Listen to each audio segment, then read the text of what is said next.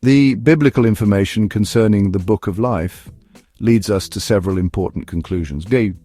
First, the nature of the heavenly Book of Life is unknown to us, but that should not lead us to question its reality. It is obvious that the Bible is using a social practice-keeping record of the names of those who were citizens of a particular city or group to help us understand heavenly realities. The social practice illustrated and pointed to something more significant in the heavenly realm. Something happens at the administrative center of the universal government of God when a person becomes a citizen of his kingdom. The liberation of souls from the kingdom of darkness and their incorporation into the kingdom of God is not only celebrated in heaven, but recorded in the Book of Life.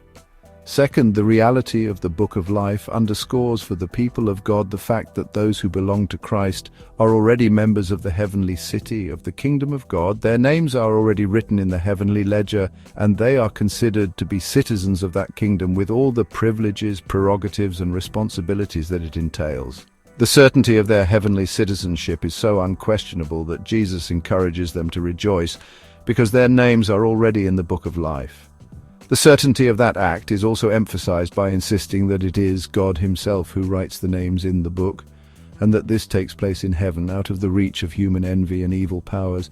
Whatever may happen to the name recorded in heaven will be the result of the decision of a loving God. Third, the decision to record the name of believers in the Book of Life is not arbitrary or accidental. From the divine perspective, and based on God's foreknowledge, he inscribed on his book, even before the foundation of the world, the name of those who will believe. This decision was hidden in the divine counsel.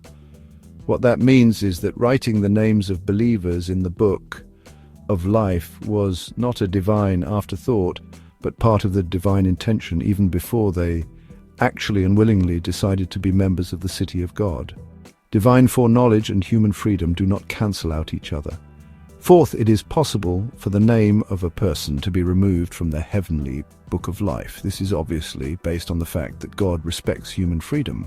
But believers are fully persuaded that what makes possible the inclusion of their name in that book is at the same time what makes it possible to retain it there, namely the forgiving grace of God.